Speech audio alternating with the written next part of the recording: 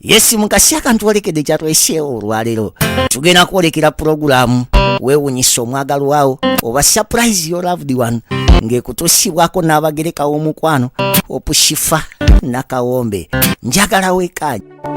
Hello, Africans living in the diaspora, the UK, USA, Canada, Europe, or any country across the globe. You're doing more than 2 jobs, working long hours, holidays and weekends. Introducing to you a legit online business that is going to give you peace of mind, freedom, convenience, while you still earn at the comfort of your home, workplace, anytime, anywhere. This requires no experience or expertise, but only with the help of our mentors and coaches, you are guaranteed 100% success and guidance on how to go about it. For more information about this exciting opportunity, please visit www.veronam.com. WhatsApp or call +1 331 304 5595. Legit online business. Abalungi abatulaba ndi wano kubanjulira Mulongo Diaspora Foundation. Eranga information eri wano wetegereza mukwano ojjeko contacts go wenna eyandyagadde okubeera part of International Summit on Mental Health and Disability 2024 Regendo okubeerayo ng'era theme global collaboration to strengthen international partnerships in order to improve mental health and disability outcomes worldwide. Bannange Mulongo ategese era nga contacts weziri wansi awo. For more information email query genda ku mulongo-foundation@gmail.com oba ogende ku brendanakato44@yahoo.com oba contacting ku namba z'essimu z'olabaawo wansi. Era nga mukwano ofuna omukisa okuregistaringa ogende e Canada. Ekira mutwala paka waka Calvin ndagala bakutwale paka ewaka. Sigenda waka. Ekifo ky'olumanya nti omwami oyo mwagala nnyo naye simanyi oba njagala bw'omu oba nedda mumbuulizeeko awo nga mpulira. Bimwebuulize mukwano. Gwe mubuuze. Lowooza mpulidde kyemu. Atawulidde mubuuze. Calvin. Wangi. Njagala kubuuza onjagala bw'omu oba otugattika. Opushifa nakawombe. Tuyingiddewo nga bulijjo tuli mu mood bannange. Tugenda eri omwagalwa waffe omulungi ayitibwa Kelvin oyo nno mwami w'omukyala ayitibwa Angela yatumye wa Kelvin twalina omusurprising few days ago ku birthday ye ne wabaawo munnange wano nawaliyo ebyakwatamu. Alright, so ne batukyusa date. Bwatyo Angela n'agamba omanyi Shifa kyendabye tukikole mu maaso kaawo tulinde mukennaku nga 2 tulyoke tukole surprise yaffe. Nangamba Shifa njagala ogende eri omwami wange oyo mwagala n'obulamu bwange bwonna naye tetwerabangako munnange nga bw'obimanyi. Angela ayina WhatsApp group gy'ayina bambi eyambakokko ku bantu abali mu bwetaavu bwe bityo ayina bwabikwasaganya. Munnange bw'atyo Kelvin mwe beefunira era nga ne baagalana bingi nnyo genda bimanya mu maaso awo. N'agamba negendayo omutwalire ku birabo. Bannange omugambe mulowoozaako mwagala nnyo mwekuumidde era nga I can't wait okubanga tusisinkana obudde bwonna. Naffe munene tugamba ebyo bye tukolerako ddala. N'agamba Shifa kakkana togenda nnyo. N'agamba Shifa nekirala nange njamanyi oba ndowoozaako nga bwe mulowoozaako konze ate Angela otegeeza ki nti njagala mmanye nti wessiri andowoozaako nze ali ku bwongo bwe konze ekyo tugenda kikola tutyako ya Shifa njagala nteebe mubuuza awo nti munnange ani akutumye tulabe oba naye alowooza ku nze nga nze bwe mulowoozaako konze munnaaye client waffe nga bw'otutuma bwe tukikola bw'okyagala obubaka bwe tudelivaringayo eri omulungi wo nga bwe tubikola munnange mwaba bitutuma ne mumaliriza nga ate munnange abamu muyomba naye abasiima ate abasiima be bangi kati lwaki twesiba ku bayomba nga ate abasiima n'abaagala be bangi. Ekirungi abayomba be batono ate ekirungi nabo bayomba balaba nolwekyo n'abayomba tubasiima ne tubeebaza munnange byebigere bino olugendo gwe omutwala tulutandise tuli kuyingirawo eggayaaza gayaaza eno nno naye tumuyinako histole naye katusabire tebijja kuba bwe bityo naye nga ffe tulutandisa oluguudo tuligenda gayaaza kunoonya omulungi waffe omubwati omwami Kelvin tumuwate obubaka okuva ewa Angela we omubwati amwagala ennyo ak'ensusso amannya Nakawombe Shifa Hope omwerezaawo ku programu yaffe weewunyise omwagalwawo surprise your loved one otusanga ku +256782 1015669 enamba eri ku Watsapp era nga ojje onneebuuzeeko programu yaffe eno oteekebwamu ssente aba legit online business abo be ba veronam.com be batuteekamu ssente nga bo bakugamba nti munnange bakuwa omukisa okubanga osobola okwefunirako omulimu omulala ate ogwongere ku mirimu gyo gy'olina otya osobola okukolera ewaka wonna w'oli doesn't matter you can be ku mulimu gwo gwonna gy'oli eyo ate n'okwasaganya aba veronam.com n'okola online businesses obulamu ne buba nga butambula it's a plus addition ku mirimu gyo gy'okola nga kasente kakola ki kayingirawo mukwano gwange ate nyongera okujjukiza nti Mulongo Diaspora Foundation banange gwe wenna yayagalwa njagala gendako Canada njagala kulabayo njagala kola kino njagala Shifa njagala okubeera part of that event just contact Mulongo Diaspora Foundation for more details oba just come to my inbox ongambe Shifa nkwasaganya ntya Mulongo Diaspora Foundation omukyalo oyo munnange ow'ekisa era bw'atyo yategeka last time ne bibeera so successful and everything was on point ate ne ku luno atutegekedde mukwano the earlier the better mungoberere tugende eri omulungi waffe omwagalwa waffe omulungi ayitibwa Kelvin wa Angela. Love you so much guys. Ewabo manyiyo simanyiyo yasangala ndagala mu musange ewaabwe omanyeeyo ate ye nga yo manyi gyabeera ye nga ye gyabeerera agala ekitundu wennyini gye mulaga kitegeera kati sooka okubirayo omuvubuka then abawa information no sibuuza nti gye tugenda okugenda just madde nkubuuza gwe nga gwe omanyi gyabeera nedda tomanyi gyabeera wali omulabyeko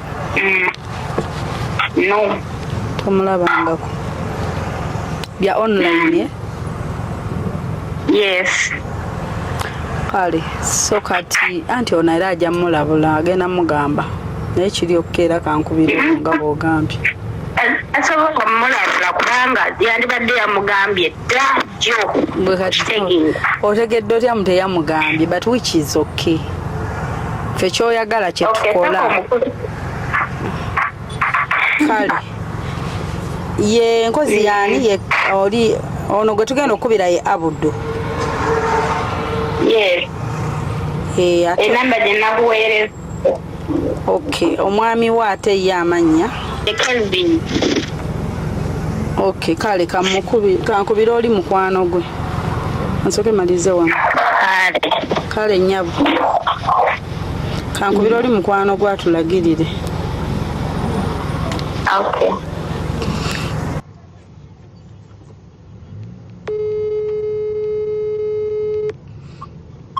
Hello? Wanji? Ono olumukubidde naga akatuddire ndowooza ba ate nga ffe kyeka twatuuseyo dda kati just muntu tulagirira nti owetaba oti naye nga tuli mu ggayaaza. Hello? Hello? Wanji? Gyebaleko ssebo. Kale, naye gyebaleko. Kale, kaakati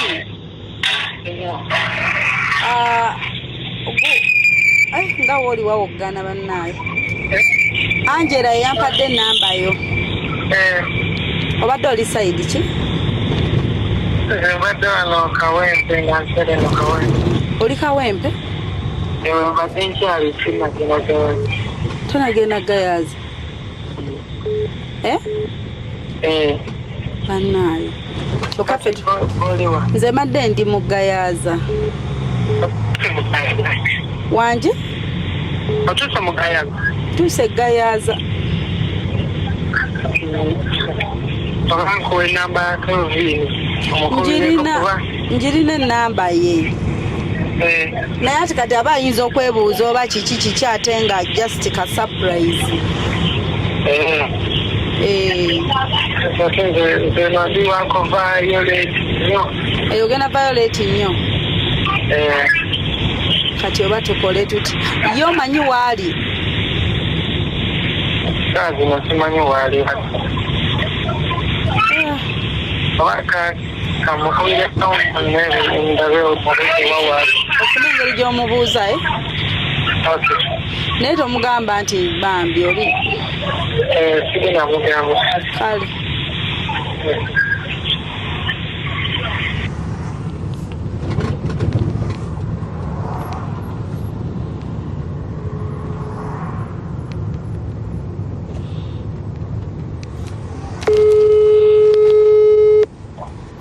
Onkubiddeko ng'azzeemu oli n'ankubira. Kati wamaze naawe? Anti talina mu eno Gayaza gye watugambye ate ye ali Gondi Kawempe. Bannange. Ate agenda Violet. Ali Kawempe. Ate ogenda kikola otya? Anti gwe wamugambye oli kati ate agambye kati ate kamukubire ndaba oli waali.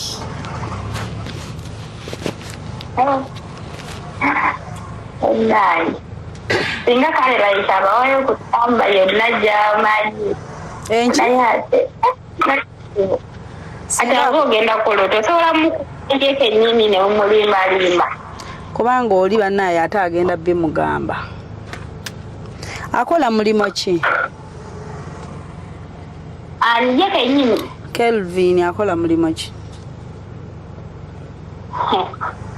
Ndi gy'abadde akola like abadde akyasoma ate n'ekirala nga mingi kale gyesimanyi egimu. Mingi egimu togimanyi. Ate nze oyagala ebyo mbimukubuulize. Kati gwe nga mukazi we gwe biki by'omumanyiiko?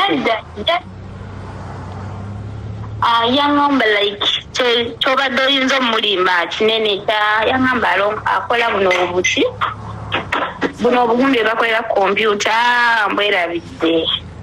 Obuki?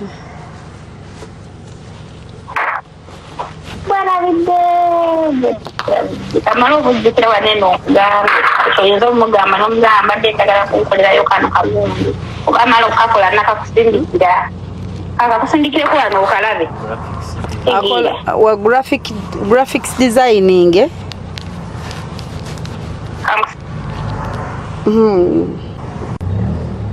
Hello? Mukubidde. Naye aŋŋambye tali waka. Aliwa? Wendagiridde amazima sola natikira. Kati waliwo solution gye tuyina. Namukubirako n'akulagirira ye waali. Ezozaako okundagirira nga tutegeerawo waali. Ate aŋŋambye ali wala n'ewaka. Naye ng'ali mu area ki? Era ali omwo mu Gayaza waŋŋambye. Ali mu Gayaza kuba nange ndi mu Gayaza. Ali omwo mu Gayaza. Okay. Naye kati specific area waali andagiridde naye nga kitegeerawo. Okay.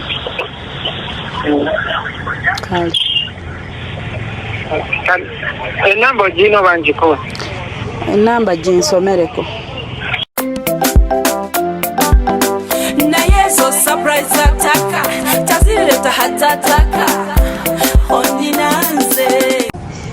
Hello? Wanje? Anti mbadde nkujjako ate nga njogera n'oli.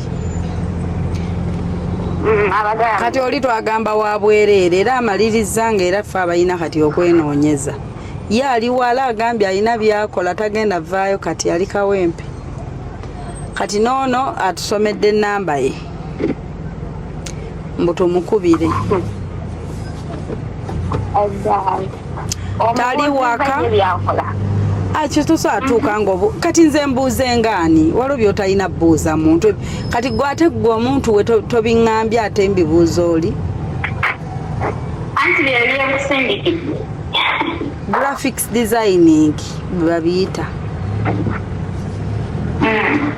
anti neri mu Buwarabu kale kati wakukubira nti simu omuvubuka agambye tali waka tali waka mukubiddeko ng'oli tali waka kati mugenda mulimba oba ki kimanyi mpale togenda kumugambanga nagi nze nange sikimanyi kati awo ate bwe wagamba mbu ajja kuba waabwe singa omanye ewaabwe nedda obuzibu simanyi waabwe naye ngaewaabwe wali wano mugayaza okay kati kambuuzo ono bugayi gwe wampadde ennamba yo wagijjawa oyo yampa ennamba ye kenyini yagiipa ni boyfriend wo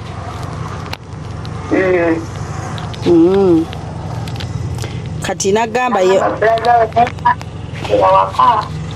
nagamba brother we nangamba teyabeera naye waka era nobuuka kumubuuza nangamba ye kabeerayo waka alina wakolera walala ekitegeeza kati ya asooka okundagirira ewaabwe yes oba oyogedde naye mukubireko oba asobola okukulagirirayo kamubuuze ewaabwe ewa maama waabwe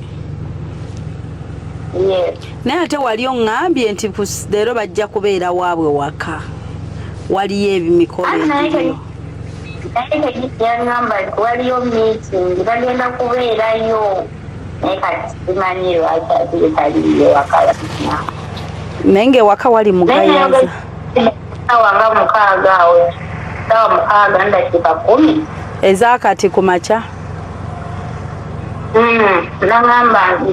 nangamba mbadde ndiko alina okugayaza mutawuni mbadde nagye njagalayo asooke malizeeko wanene katono namubuuza leero mbadde manyi mugina meeting ewaka ate ate ozunze nangamba ngenda okuddayo kyanaye maliriza wano katono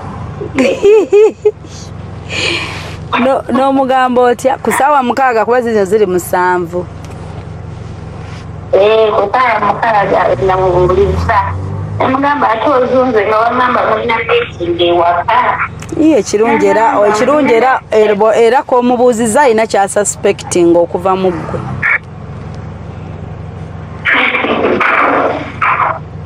k'obedde concerned ku ye okuba ewaka ekyo kati kyangu nnyo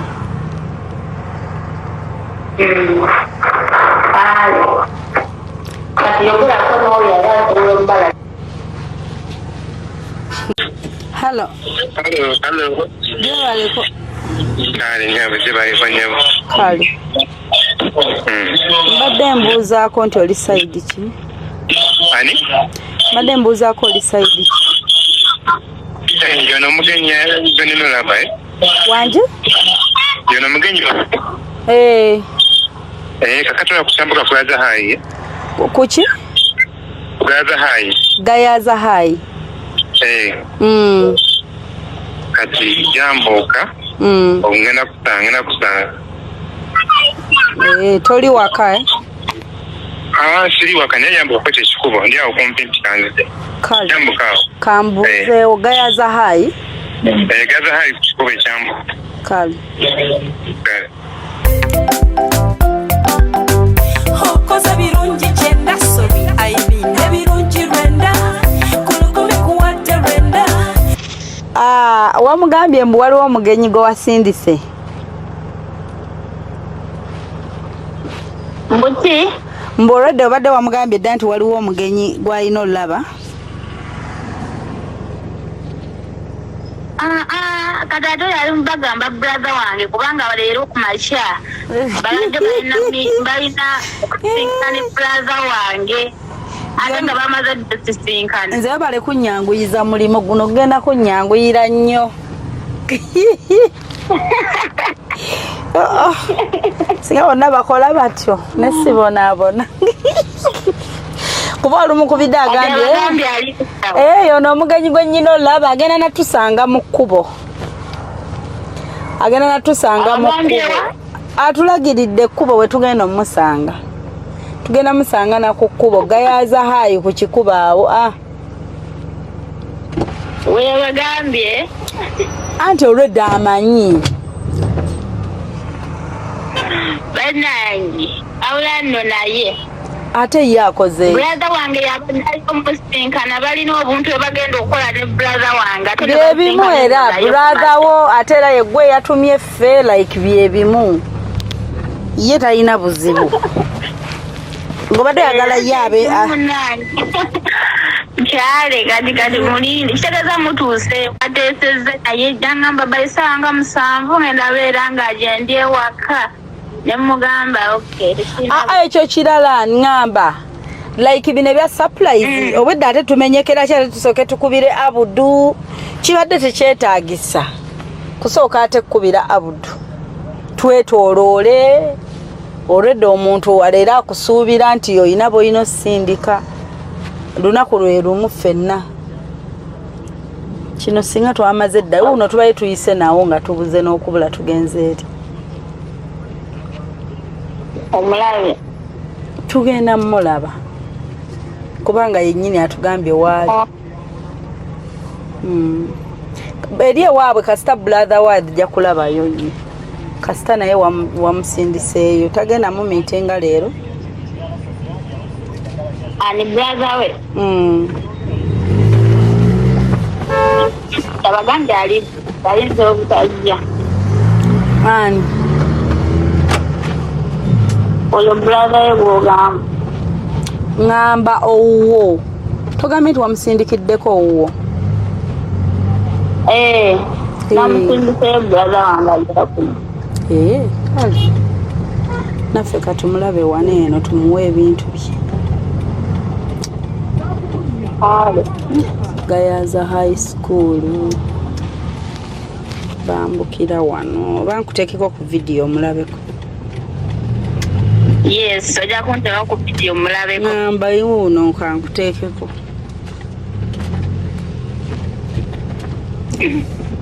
gamba nti tusinkanyemu ataliye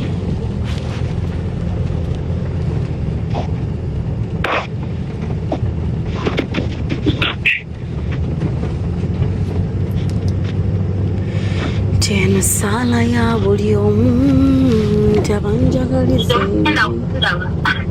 gwe tetugenda kukulaba temugenda kundaba gwe lwaki oyagala otulabe nga ffe tetukulaba njagala mbalabe naye mmwe temugenda kundaba sikrini yange terabika bulungi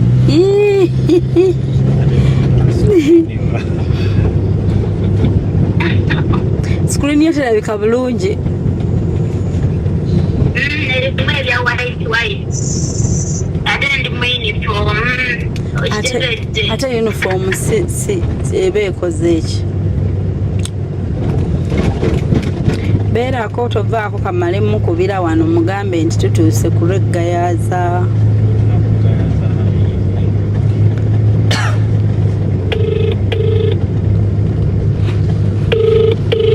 si oyo tutuukira ddala ku ssomero ly'eggayaza oli bameka oli weka ndi nzekka negundi nina negwendi naye waboda ndi mu mmotoka nyina nvuzeeko sure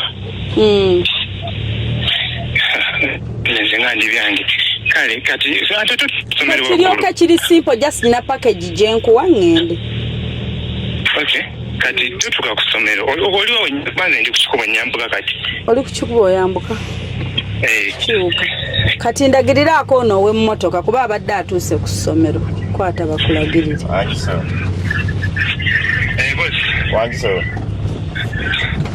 kati oliwo wennyini ndibadde ntuuse ku ssomero naye kati nkyuka nkomewo ndowooza kati kiryanza jja kundaba ayambadde kalaki oyambadde otya bayo black sati ya kalaki grey kale kiyoyo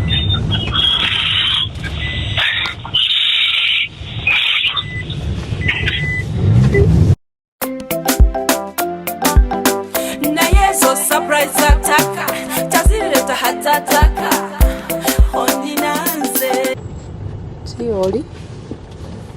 si oli wali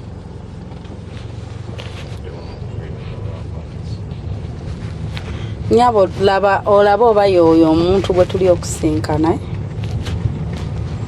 mpale si yoyo mpale ya black waliwo nono oba yono bula wenda bulwa si ya black si yoyo kati eri ya black ate oyo abadde akkirira aliwa ali ayimiridde ono yabadde ayambuka n'oli ayimiridde erisobe tusuubira ayimiridde n'omuwala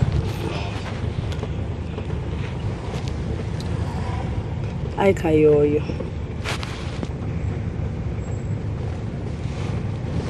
halo naye gomanya mweraliikirira omulabye erimulaba bulungi gyebaleko ssebo kale yenza abadde akunoonya kale kankuwe byembadde ndeese ebintu obadde tulina pakejiyo biri mu buutu ndimyalindako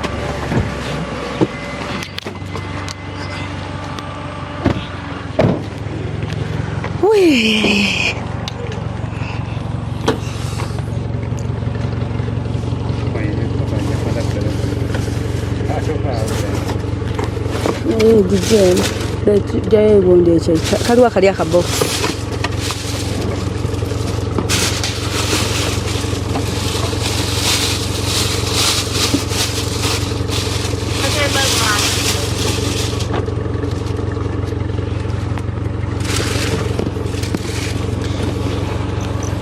tulina ebirabo byo naye maama tubikusanzizza ku kkubo anti munaife twali tumanyi tugenda kusanga waka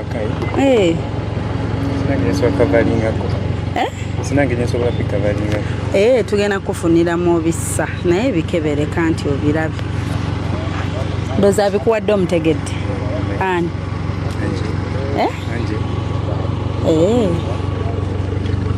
kati funamu tugenda obipaakinga halo togamba nti mbiwadde mukyamu omutuufu yoyo soka okwateko wamakusimu oyogere naye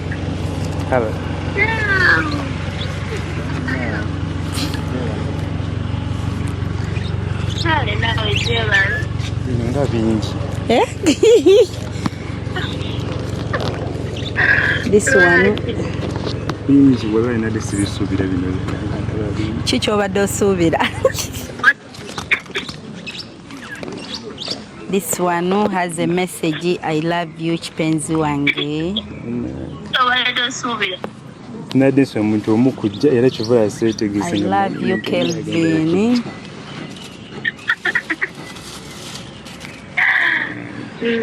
Leta box, leta cake wano tugiraba ogise mu box. Muwa bubaka mukwano.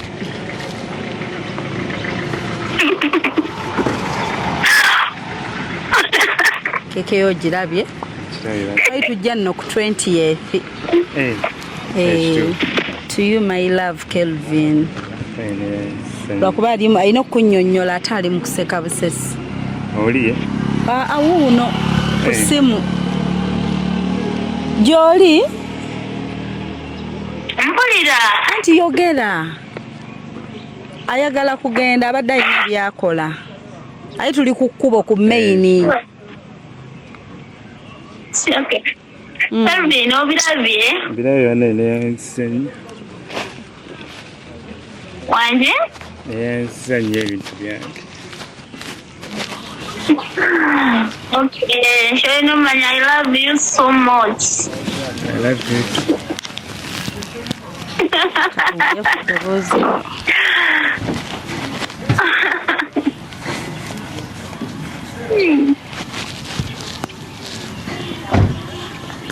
Tulinze gwe nno oyogere. Nze maze okwogera ninze obubaka bwe. Obubaka bwe ngenda bumugamba kusinga. Ayagala omugambe wano. Nga nawe muwulira. Nze nga nina ensonyi. Nga naffe tuwulira. Nze nga nina ensonyi. Bw'obadde osuubira ani okujja? Sipeneswa omuntu omu ajje nze muntu omu yekka kimbere. Wadi osuubira muntu omu ajja naye nga yakugambyeko ono nti waliwo ajja. Omu Grace mbere nsubira. One person like this. Ye yabadde akunnyonnyodde atya? Yangambye sister ajja kujja. Mbwani? Sister? Era kyova okubira ngamba tuli wa nengamba naye Angela gwasinga mu kintu kino. Nengamba muli bameka. Kyokka naye akubuulidde mbwani nategedde nti mujja mbadde n'abantu. Obadde ojja n'abantu? Dabayo agambye mbu natugamba mukukute surprise. Tagimanya naye ate gwe ate n'akugamba. Angela gwasinga atwetolooza mbu ate mukubire abudu simanya ate mukukute. Era bakunkwene neewunya n'enamba eyo gy'abawadde sigyokozesa ate mukubire abudu ate mwetooloole ate ye kennyini yakwegambidde dda surprise kale naye mukama Angela katulaki twali twetoola ntuuka n'okubula ne tuyita nawo twali twayiseewo dda ne tugenda eyo tukkubira newunyiza omuntu ankubirako enamba ate nga nawe MTN sigisi enamba yange nze nkozesa Airtel ate onkubiddeko MTN nkubiddeko munaye byebyo nga gamba I love you kasita obubaka obufunye olina kyogamba ekirala Angela? Sina kyangamba ninza obubaka bwe bwokka. Ngenda kwogera naye nga mugenze. Anti obubaka yandibadde nabo singa ebadde surprise naye kati tekimugize nnyo kubeera awo kasita naabukugamba ku ssimu. Ne keeke ezitowa ogenda kukola ati? Ngenda funa lansitoli wako. Okay, oba tutusobola okudropingirako. Kudropingirako tuba tugenda then mukomera ali eri then nyambuka bwambusi. Ffe ne tukomyanga wa? Babali bamanyi. Babali bawo. Simanyiyo ffe tugenda ngenda balagirira. Kati tukuteekese olina woyagala tukuteekesa mmwe yakale tewali buzibu. Kati tukuteekeko somewhere. Naye nakyo ingira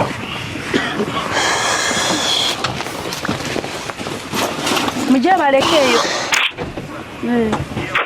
kale sebo tukola mpola mpola pozi mmwe iye kantulekaawo nange toyitewo kati mu dropping omwami wo yewa mwami Omulaba. Omulabye akuba goganye naye tukulaba gweyagala olabe ffe naye gwe toyagala kukulaba.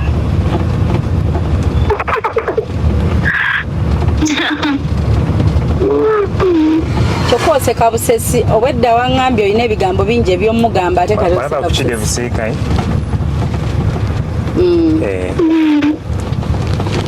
mugambe ebigambo naawe munno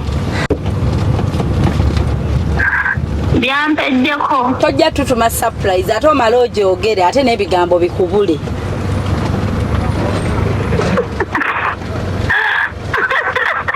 Ate gwe yakoze surprise ate oyagala ye ayogere.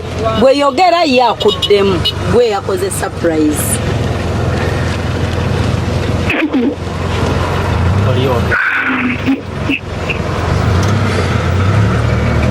Kale muyimbire yakayimba. Chipa. Chipa agali. Gomenya amasimu gonkubisiza nonteeka ku bunkenke kumba obuteekako nze eno ndese mu bunkenke ate nga tewali kyakweka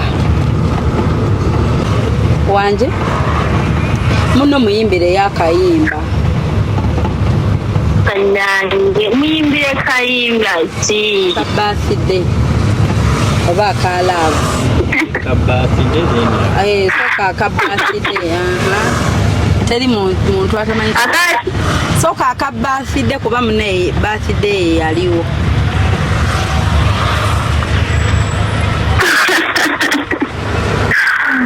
Chipanga sina dozi mba darling. Ate nga lyogera. Ate lyogera nete livaayo mu luyimba. Awo byagalirayo. Kale kanyumye. Kanyumye bunyo. Nti kale katunyumize bunyumiza.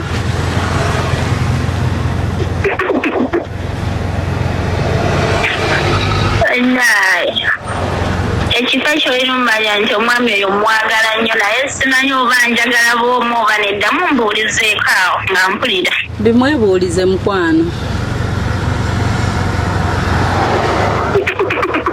gwe mubuuze lowooza mpulidde atawulidde mubuuze Elvin njagala kubuuza onjagala bw'omu oba otugattika Nkwagala bw'omu wanje nkwagala bw'omu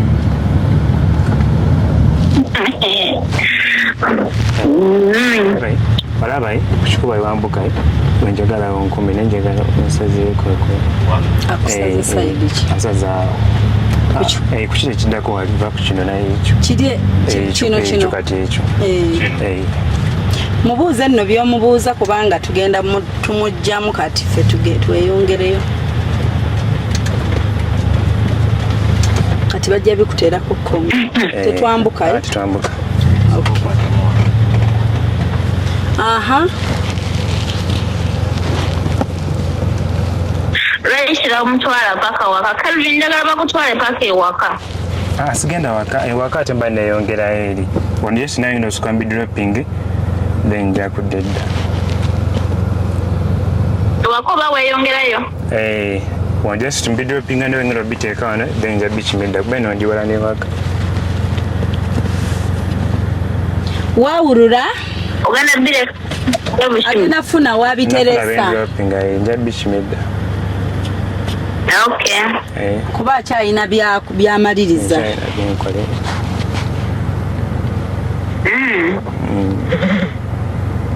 okyalina byogenda omumaliriza nkyalina byenkyamaliriza tekirina buzibu kiryoke mukama wange nze nyenyuke albaabu kiryoke ekifa neyanziza omukwano kale mukwano agambye akwagala wekka omu bwati Angela omu bwati wamasikyo bwoba omwagaliza kayimba ki ate ye kaliwa kasinga okwagala bana okusinga akwagala nga kaliwo Angela kaliwa kosinga nga kajwena kanyomozi akati kayimba kikosinga okwagala akayimba kensinga okwagala nsinga okwagala kayimba ka ono omuvubuka yani mwerabidde kagenda ono omusoga John Black kagenda katya kano keyayimba nti njagala kumanya nti oba oli fayini keko nkwagala omabe kekwe okitegedde omwagala biri ebyalagirwa. Hello, Africans living in the diaspora, the UK, USA, Canada, Europe, or any country across the globe. You're doing more than 2 jobs, working long hours, holidays and weekends? Introducing to you a legit online business that is going to give you peace of mind, freedom, convenience, while you still earn at the comfort of your home, workplace, anytime, anywhere. This requires no experience or expertise, but only with the help of our mentors and coaches, you are guaranteed 100% success and guidance on how to go about it.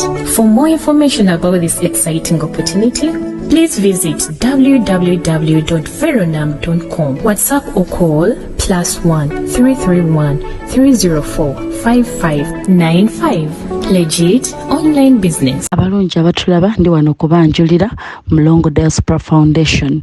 Eranga information eri wano wetegereza mukwano ojeko contacts go wenna eyandiyagade okubeera part of International Summit on Mental Health and Disability 2024 Regendo okubeera yongera theme global collaboration to strengthen international partnerships in order to improve mental health and disability outcomes worldwide.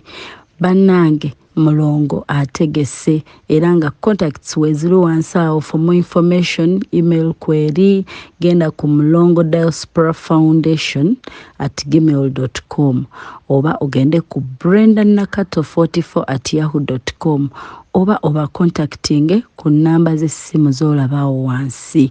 Eranga mukwano ofuna omukisa okuregisteringa ogende e Canada.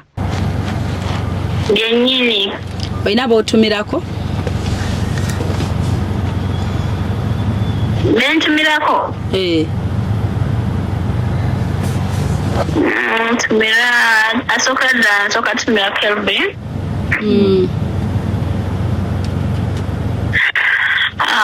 Bentumirako mami we. Okusatu bentumirako my mami. And my sis. Okusatu bentumirako sister wa Kelvin. Gobayitani. Roza beroboka. Sister we bamuyitani? Bamuyita Brenda bagamba. Chifa bamuyita Brenda. Omutegedde? Mutegedde mutumirako nnyo. Okay. Bw'ani amutumidde? Nze Angela mukyala wa Kelvin omubwati. Byenjagala ebyo. Kale mama musibe. Guy Angela bye. I love you so much.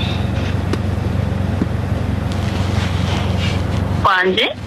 I love you so much. Webale nnyo byonna byenkoledde. Kale mukwano. Baddamu I love you too. Omwana ono anaaba. Omwana akyama tewamubuulirira. Mbuna I love you too kagwako. Junior ngambye mbo bagamba I love you mo.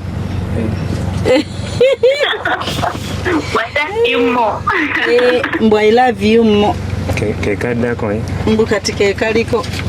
Oli wagamba I love you mbo I love you mo naye nze saagala byammo. Saagala byakwagala bantu kusinga bwe banjagala. Wemugamba nti I love you wajja kumamba nti ababitegeera Shifa. Nanga nsooka mbeerako mu 7 awo ndekayo 10 nerekeramu aganadda. Shifa. Olaba? Wemugamba nti I love you too kitegeeza mba mbaagala babiri. Waliwo tuya tu ababiri ne tuya nnyo. Oba nawe andi ajakipoza ngamba otwagala babiri you love us babiri ante bannaye n'oluzungu luno.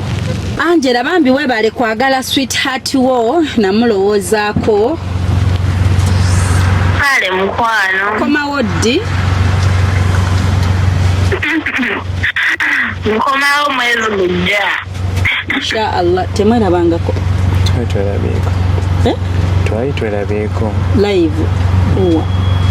Ewawe. Angela. Wanje? Omwezi ogujja guli kumpi. Agambye guli kumpi? Togambye nti odda mwezi gujja. Ateeke wakaliye.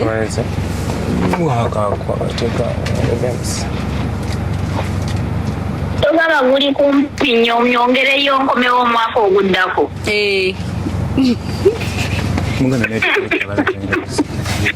Kale nja kuba nkugamba Kelvin sijja mmugamba yagamba gwe tofaayo. Aniza toyina kaluno toyina kyoyinza butamugamba tosobola. Ne surprise tosobola kugimukolera. Tasobola kukolera surprise nga togitegedde. Tekakaawo ekino tufuna ekiveera kya blue. Okyo kisa mu kiveera kya blue. Teka kwaka akabalaza oba omuteera agambye awajja mu. Ebya surprise biveemu era mugambe nga straight. Obwedda ffe b'osumbuwa kati mwetooloole mu kubiroli kati kifo ogenda kikola otya n'atuteeka naye mukama kumbe ffe bassa ku bunkenge ne tugamba naye kati omugenda mukubira omulimbe ki atyoka ate yegwaga atusumbuwa ali kawempe ali mutawaanya nno naye abale tasobola kati addidde nze n'oli atadde bwatati ku bunkenge ate gwe yakugambye dda tasobola kukolera surprise nga tagambye kizibu era ojja kumanya ojja mmanya yewaanye atosobola kituufu si kwewaana kale ekimuli kyekiri bwe kiti okirabye. This is the photo. I love you so much Kelvin. I love you kipenzi wange Kelvin. Omutima bwe gutyo bwe guli designed with money. Bwetyo box ye kale bye. Kale ajja sala keeki ye n'abantu be musiibule omulundi ogumusiibulira ddala. Nakuba kinkoze obi kubanga ne mami mbadde nina ekirabo kye naye manyi babyonoonye bireke kino kyofunye kyekyo kyewayagadde naye nakyo era omulano kwasiriza ate nga ye yabyonoonye n'omutwe nze mpagira ye ndi kusaidi ye siina nakyemugamba. Kale omudda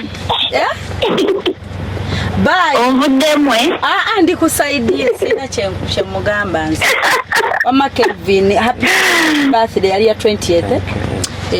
Bye bye katukusiibule kale Angela bye bambi kale mukwano mwebale nnyo mwebale ddala ayite eno kale nange gakukokeranye emyaka emirala ebiri yita wano soogera lwentambula nze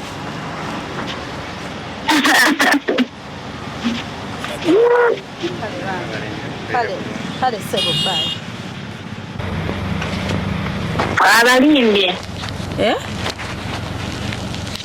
abalimbye mwefuna mutya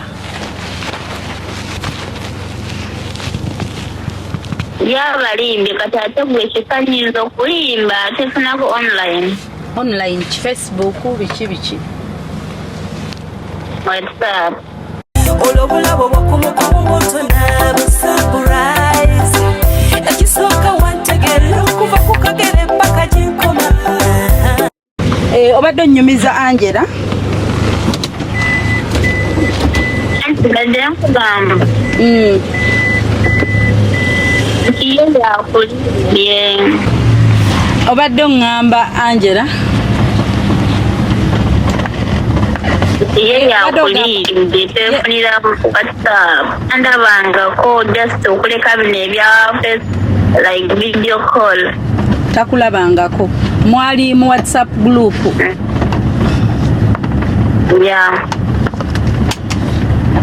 WhatsApp group zineeno ze WhatsApp group kati ng'omuntu bw'akola group yiyo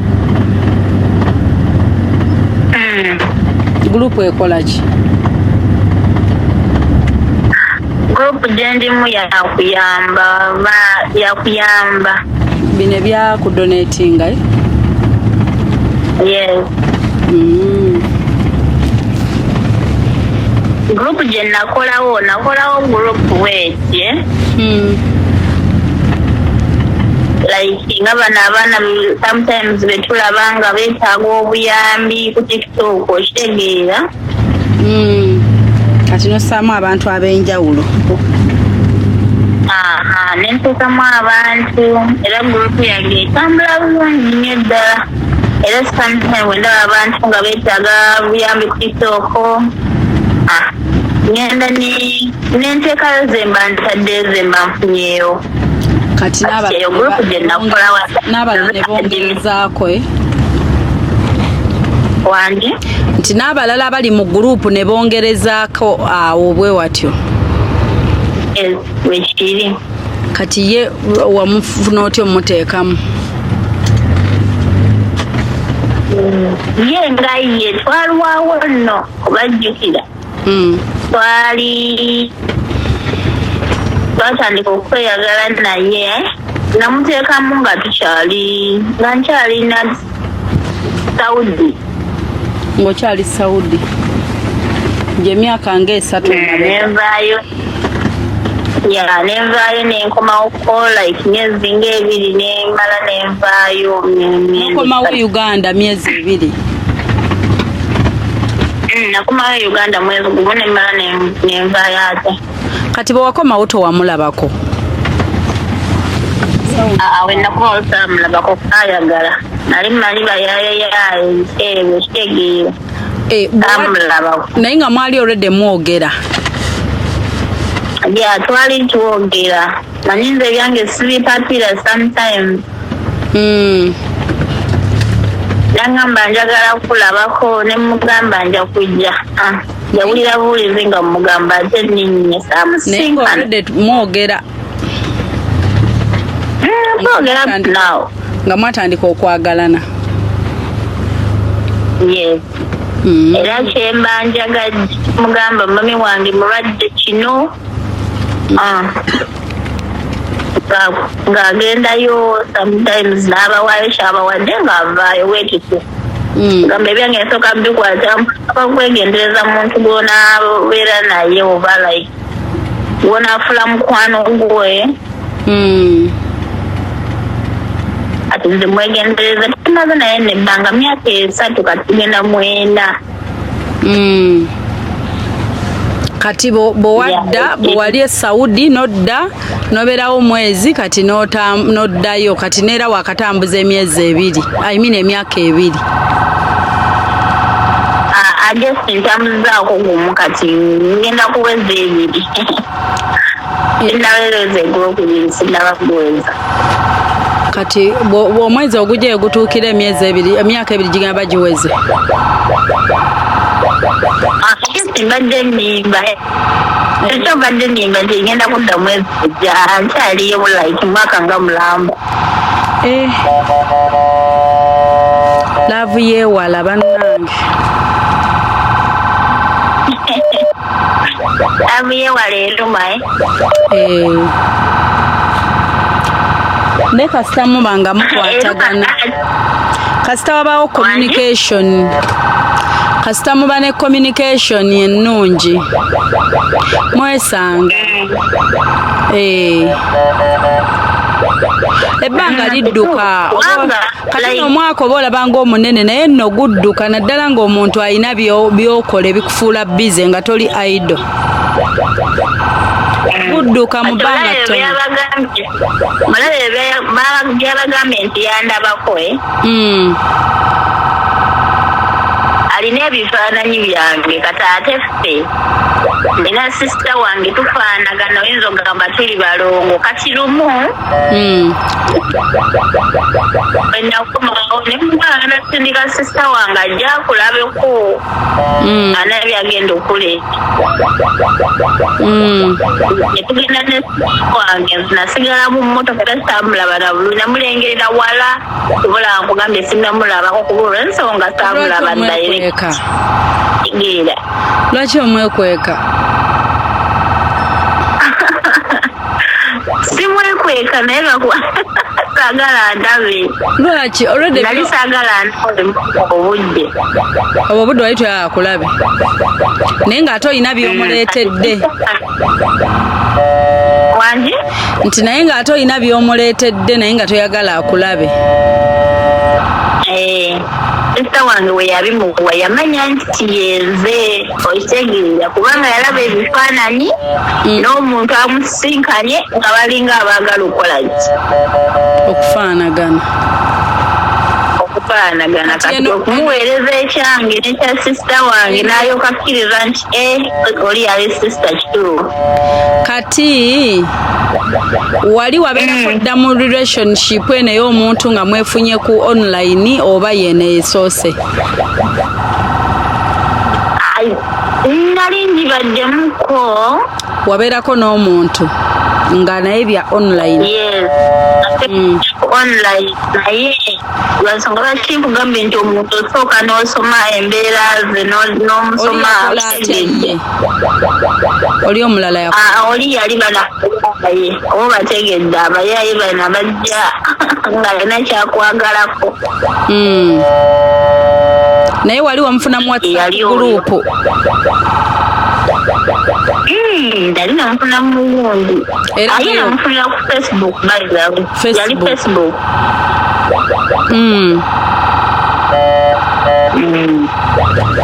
Okay. Naye ne mutakwatagana? Tetwakwatagana naye kubanga ebyo byali biwanvu. Tewamusinkana? Ekisooka yalina omukyala wakanga nze njagala mbu mbeere mukyala w'okubiri ate nze sikwatagana naye gina emyaka egyange tegituba wujja babba maswadde wanje nti ye ekisooka yali mufumbo ati ye nga ateekawo ekifaananyi ekigamba nti wemba nkomyewo omukyala wagendedde neze ateeke mu maka agobe mukyala awo nemugamba ate ebyo bisibikola awo wakola bulungi nasabo yayagala gwe agobe mukyala we ateekewo gwe okitegeera namugamba siyingira bagobe soka namubuuza mulina abaana bameka nagamba mulinamu baana babiri nemugamba ogobe maama w'abaana bo oteekemu nze atali gwotazaalangako mbu kiki ennyo gwe kyaba kwagaddeko okusinga okufubutula oli wakikoledde yali tasobola yali akusika eriyo anti nange namugamba nti awo oba olimbi namugamba tukigezeera bwobanga kyobadde olowooza koma n'olwaleero nenkita nakita ate ng'asaba ne ssente olaba ekintu kyensinga okuwa respect mu nsi mpa nnyo omusajja omufumbo respect ne mukyala we nga ddala nga bali mu maka saagala kwonoona bufumbo bwa muntu lwasonga lwaki njagala nnyo nze abavubuka batalina bakazi era bwongambira mbu nawasaako ngugambirawo komaawo toyongerako birala kintu kibi nnyo ekyokugenda okutabula obufumbo bwabali ate nga already naawe oluusi oyinza obutafumbayo okitegeere noyonoonayo ng'olinza obutafumbayo gwe kennyini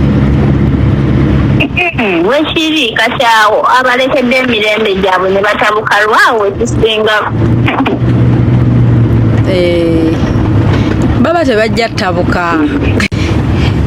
abantu babaayo nga baagala abantu baabwe nga buno mmwe ensonga ezimu zemulaba nga nnene ensonga zemulaba ng'abakyala baazimira baaziteeka ebbali nga bo bajja kufumba kati waliyo abakyala ngaokeera n'akumanya obumanya nti gy'oli nga tebimuli ate kimujja mu maka ge era oyinza obeerayo ate munnange oba oli bagendako olikomawa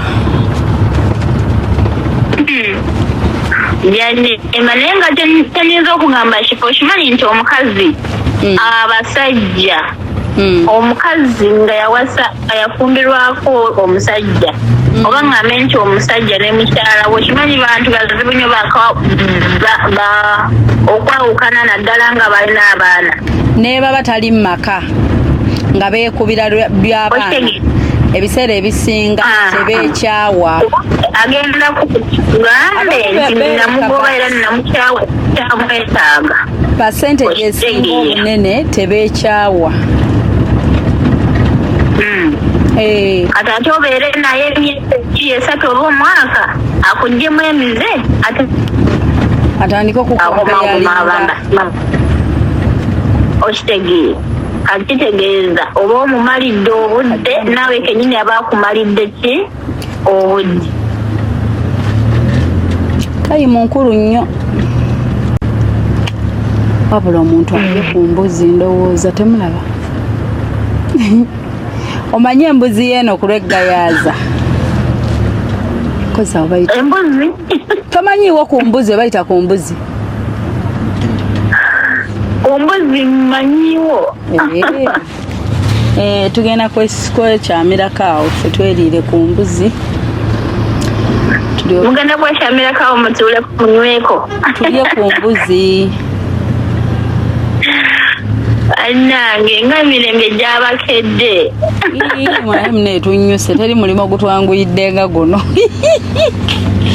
gye basooka tutwalira emisinde ffe wabitugonderezaamu ne biba nga si bizibu nnyo munnange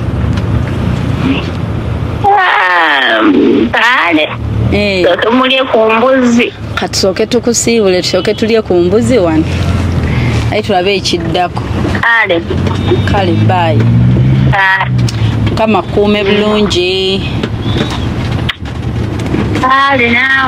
wish you the best video jagiraba yakuwa linki ogirabe okay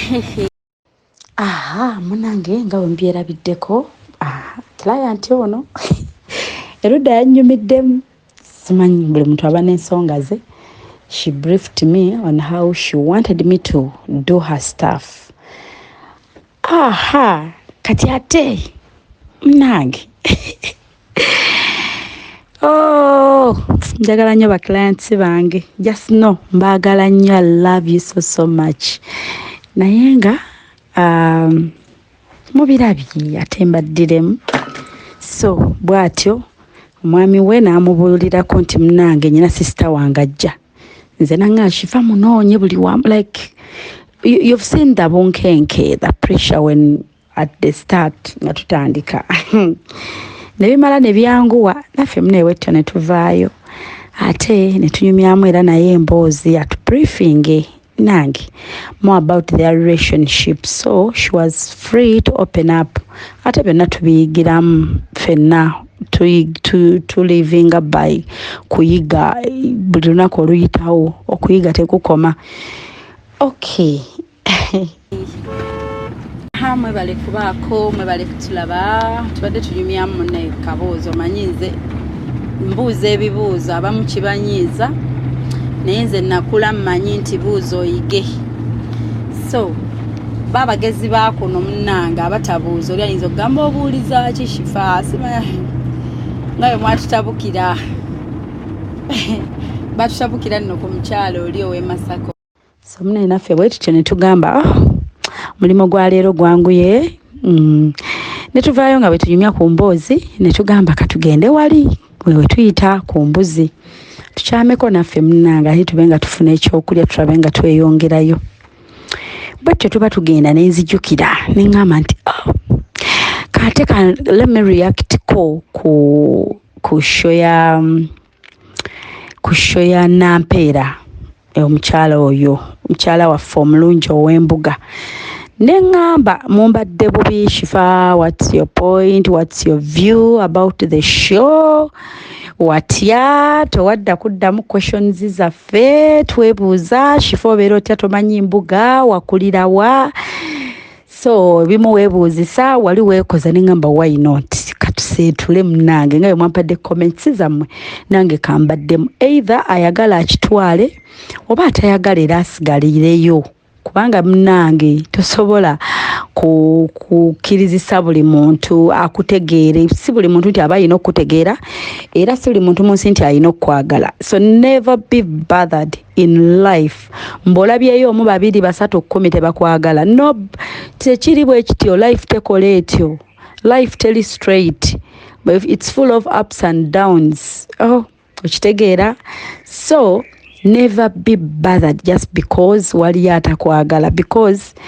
wetegereze nnyo abakwagala ate be bangi katonda abakublessinze n'abantu abalala bangi abakwagala abakukiririzaamu abakutegeera amangu tigundi kayogedde bwati bambi kyategeeza ati bwasese kati ekyo kyekiti bwagamba bwati ekyo bwekiti so katonda byonna munnange life eri balance ate birungi binyuma biri balanced bulungi tujja kubayo kuba kwagala n'abatakwagala bakukiririzaamu n'abatakukiririzaamu kati genda n'ekyo kisiime tofuba nnyo kuforcinga buli omu kumuzza ku saidi yo baleke n'abalala baagaleko abalala naawe olina ababa abakwagala fa kwabo so neŋŋamba kandireactingekokko ku ebyo yagamba shifa ku bulogo bw'oliko weebuuzisanga atalogangako ng'ate wonna wenna nkumanya oli mulogo ne mugamba nti munnange gye twasemba okgenda gye nalogera naawe tetwafuuwa ku kamindi kati bwe nasanze kuwa emmindi kubanga muni omuntu akukakkaatirizaako ekintu nga ye yakutwalayo kati ate bonze mu kubuuza ebibuuzo bo balowooza nvumirira mmindi yaabwe era ndowooza ku 100 kuliko 65 banyiga nnyo tutyobodde bajajja tutwala tutya kamera mu bajajja ennyumba y'abasabo simanyi embuga tutyobodde embuga waliwo yagamba bwe embuga najambalira akasikati olumu komenti zammwe zinnyumira kubanga tewali kyemugenda kunvuma kipya kyemutanvumangako kati nasigalira kuseka ate nze waliwo bentera okugamba nti ebivumo byammwe binkulaakulanyizza nnyo mu bulamu ebivumo bino binkulaakulanyizza nnyo binzimbye birinayo bintadde naye nga kyanneewuunyisizza nnyo 65 mwebuzaabuza eddiini zajje wano kimanya mwaka ki bannange that was also another experience ku bintu byenjo nnyumyako mu lugero luno for the first time I entered Sabo though many people will say obuzaabuza kati gwe yantwalayo mukwano gye twagenda gye wantwala osanga muneeto wannyinyonnyola ng'ontwala nti mbuga mbu buli kika kibirina buuza nze kati lutalo nze it's not a war kubanga goyinza okugamba nti buli kika kibirina nze I've not seen that ate sivumirira babirina that is you naffeffeffe so nze nkugambye I've not seen it kyalinga kya bulambuzi to me kipya kyovola beera omanyi buli kintu omuntu oba obukkiriza buno omutima guno okukkiriza kati tugeze oyinza okutunulya akantu kano nga ka white olw'okukkiriza oba n'otandika okukalaba nga ka black kati nze era kyengenda okwogera kigenda bayombya kuba for the first time nalaba n'abaami nga bakyenyigiddemu omwami yajja nanga nze mmindi njifuira ddala ng'ali bweru naye nejagala omubuuza neyo wagenda nayo eyo nayo gy'oli mbwe kubanga nabuuza ebibuuzo bino buli mbukati obuuza otya omukazi nti yawaki awanda amalusu it is new to me ze mamange simulabanko ng'afuuwa emmindi I was raised with my mom and dad. They used to take us to the village. Ekyotera. Ate abatumanya abamanyi famire yange bangi kwe bali kuno balaba. Ekyotere wa Adams Sentongo mwemu mu famire yaffe. Tuyinamu Haji Adam Sentongo omugenzi awe Kyakonda. Abasinga bamumanyi Honorable Geoffrey Rutaya amanye waffe Sechewo omuyimbi bamanye waffe Daudi Mugema bamanye waffe bangi abantu bamanye waffe si era bamanye waffe simanyi sirala mbuga we used to go to the village letuwummula kati sigenda kuddira kintu kye simanyi nti bagambe wano ndi munnange kituufu embuga gye ziri nga nze simanyi mbuga I don't know che bankulizamu togenda gwera mwana wo mu raising nga bw'omwagala gwowo mukwate musimbe mmindi agifuwe nga bukyali bimulaga ajja kuba bimanyi kubanze mwangamba mbaswazizza nnyo shifa obuzaabuza empewo simanya tesaaga amajini oba biki bingi simanyi oba ne mukogera mbigasse oba nebuzaabuza ate njogera nga asaaga kuba simanyi byakukandaaluka nsobola bategeeza. So me asking, and I appreciated Nampeera so much kubanga yampa obudde me asking her nabera free okunyinyonyola kyantegeeza nti eyo nayo nsindala gye mbadde simanyi era bwe ndisanga mikwano gyange ababukozesa oba bwe ndisanga client omulala nga Nampeera ng'alina akamindi ke now I know how to handle kubanga nakirabako for the first time yakuba mmanyi how to handle it, but I've not seen it from my mom or anyone else. Simanyi ozanyisa empewo simanya bajja kujja bakukole kiba kinkole kasitaba nga Katonda asazeewo bwe budde bwange simanyi empewo zijja kutuga banange mwayogera bi empewo gwe bazijja kutuga tozizanyisa bwabanga Katonda asazeewo nga lwe lunaku lwange fe waliwo abamu abatambulira mu nsi nga tukimanyi nti Katonda lo wantegekera lube because tebasobola kukyusa kalendayo oba empewo ze zikusse oba zine emmotoka ze tutambuliramu yekusse nze emmotoka yeevulungula yali enzise nempona. So bwe ruba terwali lunaku lwange ku kalenda enkovu nzirina nze nabat terunaba ku kalenda yange nali sinnatuusa kati mwabangamba nanyize empewo za empewo za bani simanya bakugambye embuga sirwe rusoose nze bulijjo omuntu asooka kungamba oli ali alima konze tugende because zino shote zina script zetukola eno show yabalema okutegeera lwakuba I have a few people abantegeera nga bo tebajja kubuuza bintu bitakwatagana lwaki betusanze mu church nga temwayomba jojuzi mami wa Erina ono omukyala gwe twajja ku airport kati nga temwayuzana kwekanduula ate omukazi n'omuswazi omutabulira amaka bw'aba kyakola kirungi tekiswaza. You guys, why are you quarreling nti mutabulira amaka? Ze kitu kikolanga bwe kiri ngate mwayomba mami ono mami eyazirika eyakubwa pressure mami wa Erina. Yes, that girl yali love roy yali azere kibedde kyegwe twajja ku airport ngate mwayomba nti lwaki omukazi omusanze mu church omuswaza tubedde mizikiti tubedde wa lwaki ate mmwe bajjajja bakukukuutirira so n'ebintu ebisinga bikola okusinzira gwe omuntu bw'obiraba. Kati nzo nalaba omusajja oba eddoboozi likyuse gwe oba omulabanga jjajja nze mulabanga bwensanga junior oba muneesebo nkulamusizza oba kubanga omuntu abulira enjiri naye eddoboozi lisaakaala muyimbi Chameleone naye yakola eddoboozi nyina mukwano gwange Kulamani muyimbi bw'aba ayogera olumu muga Kulamani sikuwulira kuba ayogera kati nange bwento bwenkiraba nze simanyi nti nayina omusinze nnyo nti jjajja munnange jjajja oba bikinze simanyi naye mwanyiiga bingi ate sirina kyabbakolera ate tewakyali bikyannuma tekyali muntu kyayinza kulidde mbivumo ate binkulaakulanyiza nnyo ebivumo byammwe kubanga oluusi omuntu bwakuvuma oba n'akuteekako embeera n'akukola bikyogamba okay ng'ekyo munnange oyiga. Kati mikwano munansonyiwa be nanyiiza naye that is me sijja kukizaayo n'olulala bwe ndisanga ekintu kye simanyi era nja kubuuza kuba nze bankuza baŋŋamba ky'otamanyi buuza buli wonaabuuza ojja kuyiga ate tekiswaza kubanga omuntu tomanyi si kuswala omuntu oba tomanyi kati I'm not regretting anything ku bye nakola sejjusa so empewo zammwe oba nazinyiiza oba zinankola ki bw'aba Katonda lwasazeewo nga lwe lwange. So kati nze okuŋŋamba nti oyingidde essabo by the way waliwo n'abaŋŋamba shifa oyingidde essabo tola bagiyita shahad tola shahad lwaki oyingidde essabo because goba otunuulira essabo in your mentality sikuvumye kugirabanga bw'oliraba gwe bw'olitunuulira olina kyofuna bw'oba bw'olisinza buli kintu buliwo okisinza oba n'okyefeedingako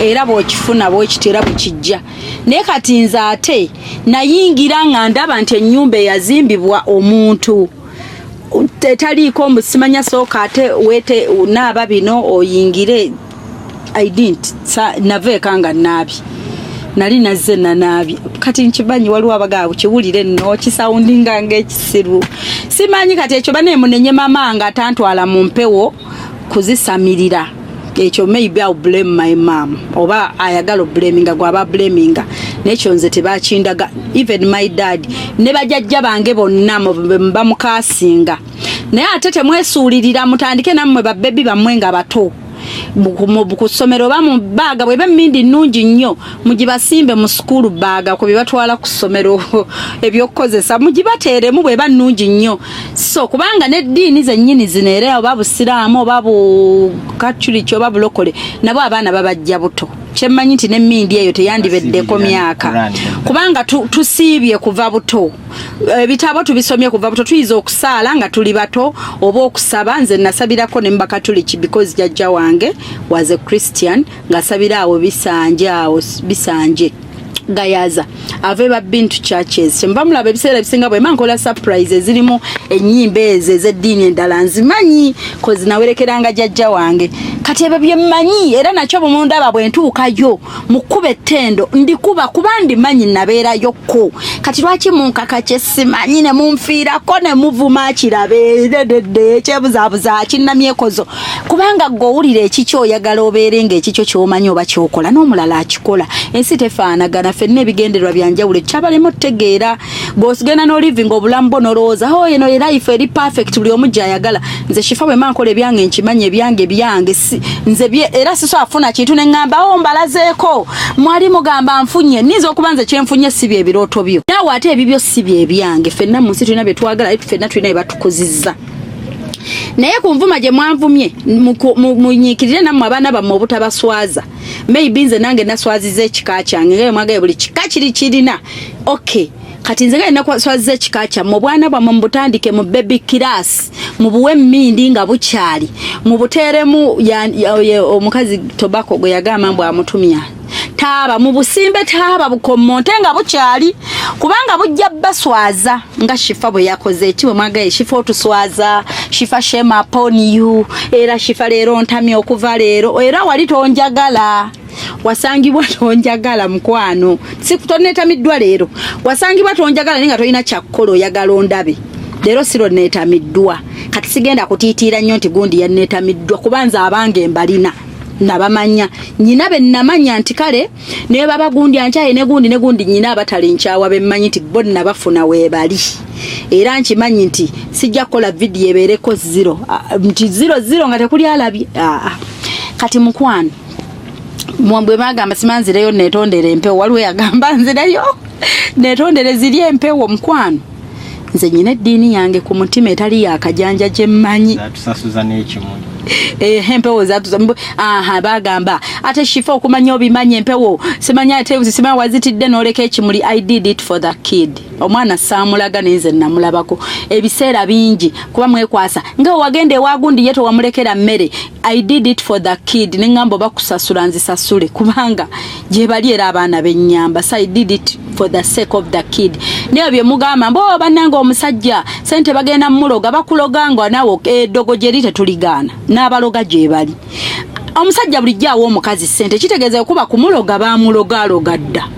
era banaamuloga ku olorengenze eyo bannange nze abantu bo tolimanya kye baagala era ne sente ne bwe sandizireseeyo era mmwe bamu mwandigambye kiraba omutima omubi sente z'abaana olwo oyagaye mbu Joseph omwagala oyagala mufumbirwa wagenze oswaze munno mu mbuga nga mu machachi temuyomba nga bensanze nga balima temuyomba ku nkumbi nga bensanze wa temuyomba mbu oyagala ebyonoone senku kyaye walabye era ali mu mbuga bannange embuga zo zaafuuse embuga this is a new experience ate buli lucha tongera okuyiga tukimanyi omuntu ate abandaba mikwano mu lugendo obulamu bw'ensi eno totyanga balabe kuba tosobola beewala munkulakula nayo buli lucha buli kyokola buli lwebaka ne bucha nga golowooza like nti okulakulana eyati okuwalana n'okwogerwako kuŋŋanya bibyo dda mu kyalo naye nga bw'oba okulanga buli lucha olina okweyongerako step waliwo by'olina okugumira mukwano nga byo byebyo tebirikyuka ita abantu tolimanya kye baagala gwe buli kyokoze ne bw'olikola ekirungi kitya gwe kyowulira nti bannanga at least I've played my part era tewajja kubulayo agamba ye lwaki osese bwoti lwaki olidde bwoti ne bw'olisanga atalina kyakulya n'omuwa emmere era oli ajja kunenyeza mu ekyo kati mikwano just do you wamma sibanenya era nabakyogera ne mu video I don't criticize anyone gwe bw'oba oyina entegeerayo oba ensinzayo that is you naye ate don't forcinga kusinzanga gwenze nga gwe kikyo nange sigenda kuforcinga kusinza kyange kyova nze eddiini yange si yakwetimba si yakajanja nva ku mutima wano nyina bye namanya nti kankoleko bino mukama ebisigadde olinsonyiirayo ng'otunuulidde ne biri nonkendeerezaamu ku bibonerezo punishment n'ekoggamu so kati ebimu nyina bye mmanyi nti nze sijja bikola muntu kino sijja kimukola ne kino nenkolako byensobola kale ebisigadde mu ndabe bulabi mu neesonyiwe namwe njabala bulabi mu beesonyiwe kati sijja kuddayo kwetondera mbuga oba jajja nkozi mulimu betulaba abasajja nalabamu abasajja be bajajja jajja ng'ayambadde ne jjiini ya dameji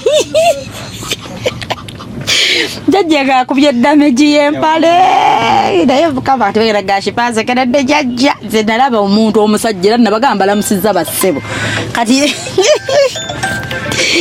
naye annange ensi eno eri beautiful buli lukya ne luziba lwebalize Katonda kubanga ensi eri beautiful enyuma naye nga ebivumo si bipya biwemu abawemula kati otunuulira oli akuvumira jajja ate naawemula noga jajja yaabwamu abatuma ebyo naye nga ffe ku ddiini yaffe tekijja kukiyisa mu kamwa so let me do me I do you I do me kyenniza obbagamba naye nga kyemumanya tebindya nagubadda mutima bagumenyamenya dda bankosaakosa dda bandisappointinga dda ndi kulwange ne Katonda wange era gwe nsaba mukama kati kale ku olwo bajjajja be baamanya kuba bo bakisensinga ndooza nti tugendayo but we had a safe journey we reached there ne tukola kye tulina okukola ne tuvuga ne tudda bulungi so kati ebyo biba mitima gyammwe mibi abasaba abajjajja abajja kukuba empewo bajja kulalula abajja kuloga abajja kukola bino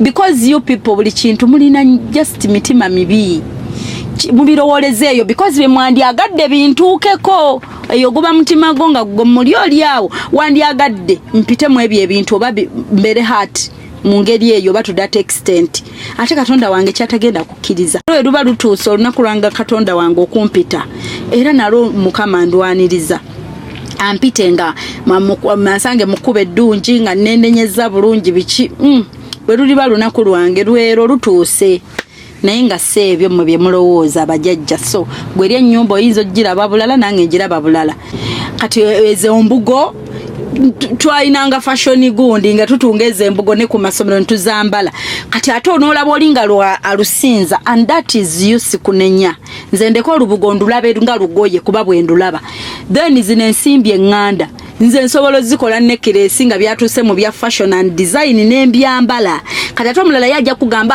ezo ensimbi z'abajjajja simanya gwe buli omu ekintu bw'okikyusa bw'okiraba ate era naawe ne kikkolererayo nange byange binkolererayo stop forcing people okukkiriza bye mukkiriza kubanga ffenna ebigendererwa byaffe mu nsi tebifaanagana kano kaabagezi bokka mbaagala nnyo till next time naye nga nze kyemusinga omumanya mwebale kumpagira I love you so much.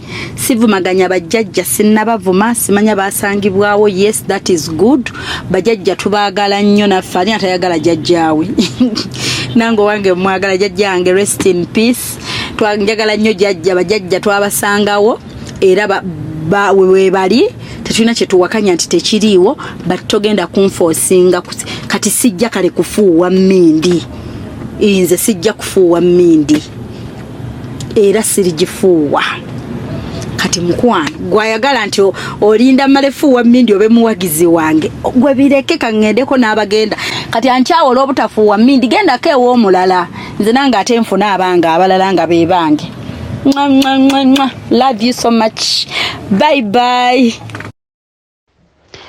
mwebale kubaako mwebale kutulaba zezo point zange of course tezijja basanyusa mwenna which is okay ekyo siina buzibu wadde n'ettondo but yeyo saidi yange bwentyo bwendi naawe ate sikunenya kubanga bw'oli ffenna ate tubaagala. I love you so much.